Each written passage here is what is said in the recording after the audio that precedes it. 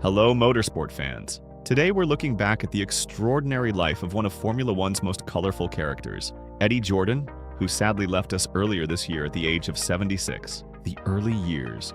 Born Edmund Patrick Jordan in Dublin on March 30th, 1948, Eddie's journey to Formula One stardom began in the most unlikely of places, behind a desk at the Bank of Ireland. It was during a banking strike in 1970 that the young clerk took a summer job on the island of Jersey, where he discovered his life's passion at the local Bellevue circuit. When he returned to Ireland, there was no going back to the quiet life. Eddie purchased his own kart and promptly won the Irish Kart Championship in 1971, showing an immediate natural talent for motorsport. His rise through motorsport's junior categories was swift, but not without challenges. In 1976, while competing in Formula 3, Jordan suffered a nasty accident at Mallory Park that left him with a broken leg.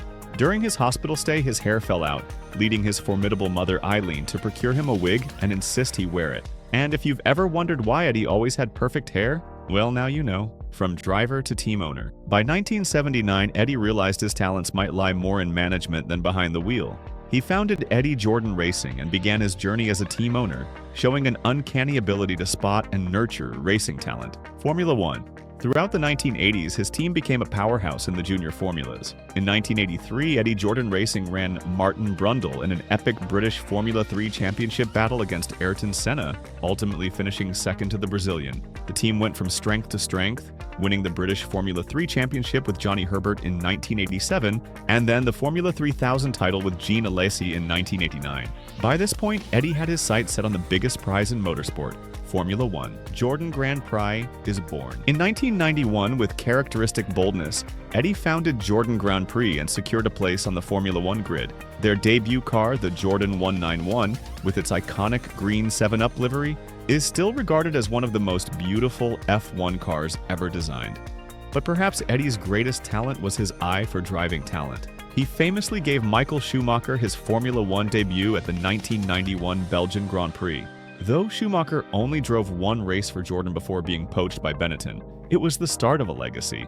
That wasn't the only future champion Eddie would discover. Over the years, Grand Prix winners like Rubens Barrichello, Eddie Irvine, and Heinz-Harald Frentzen all got their big breaks thanks to Jordan, the glory years. Despite operating on a fraction of the budget of the big teams, Jordan Grand Prix punched well above its weight. The team's first victory came in dramatic fashion at a rain-soaked 1998 Belgian Grand Prix, where Damon Hill led Ralf Schumacher home for a stunning 1-2 finish.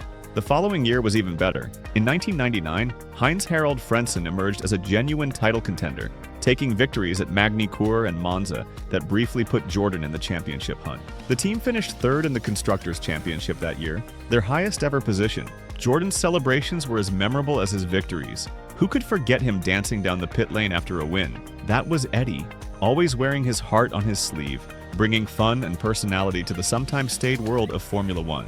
The challenges and final victory. The early 2000s proved more challenging for the team. After losing their Honda engine partnership following the 2002 season and seeing major sponsors like DHL and Benson and Hedges withdraw, Jordan was forced to switch to Cosworth engines. But Eddie's team had one more moment of glory in them. At the 2003 Brazilian Grand Prix, through clever strategy and chaotic wet conditions, Giancarlo Fella claimed Jordan's fourth and final victory. In typical Jordan fashion, it came with drama. Fella was initially classified second before a post-race appeal confirmed their win. Life after team ownership. In 2005, after 15 seasons and 250 Grand Prix, Eddie sold his team to the Midland Group for $60 million. The team would later evolve through various owners to become what we now know as Aston Martin. But Eddie wasn't done with Formula One. In 2009, he joined the BBC's F1 coverage as a pundit, where his outspoken opinions and insider knowledge made him a hit with viewers. He developed a reputation for breaking major F1 stories,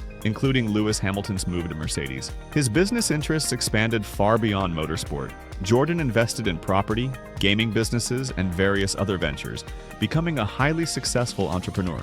In recent years, he led a consortium to bring London Irish Rugby Club out of administration, showing his passion for sports extended beyond racing. The man behind the success. What made Eddie Jordan special wasn't just his achievements, but his personality. As one former employee put it, he would enter a room and change the whole atmosphere. He was able to extract the best from everybody. He was that rare combination, a shrewd businessman with an unmistakable human touch. His arrival at a race would often be marked by his Dublin accent, yelling across a crowd, launching an expletive-laden rant full of insults, all backed by a smile. The worse it sounded, the more it showed his respect for the recipient, and he never forgot his roots. Eddie was known for selling used cars and carpet offcuts at market stalls to fund his early racing career. That hustler's spirit stayed with him throughout his rise to the pinnacle of motorsport. Final chapter.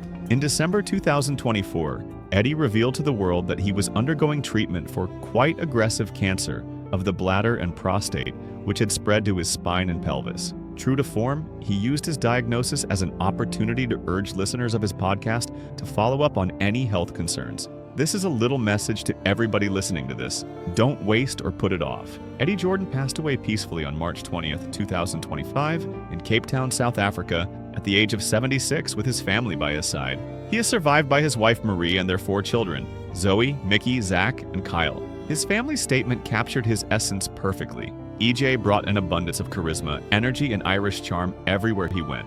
We all have a huge hole missing without his presence. He will be missed by so many people, but he leaves us with tons of great memories to keep us smiling through our sorrow. Legacy. Eddie Jordan's legacy in Formula One is immense. From a small team operating on a shoestring budget, he created a racing outfit that could compete with and sometimes beat the sport's giants. He discovered some of the greatest driving talents of a generation, brought a rock and roll spirit to the paddock, and proved that with enough determination and Irish charm, anything is possible. As F1 President Stefano Domenicali put it, with his inexhaustible energy, he always knew how to make people smile, remaining genuine and brilliant at all times. Eddie has been a protagonist of an era of F1, and he will be deeply missed. So there you have it, the remarkable story of Eddie Jordan, racer, team owner, dealmaker, entertainer, and one of Formula One's true originals. He may be gone, but the memories, the victories, and the legacy he created will live on forever in the sport he loved. If you enjoyed this look back at Eddie's life, please hit that like button, subscribe for more F1 content, and share your favorite Eddie Jordan memory in the comments below. Thanks for watching, and we'll see you at the next race.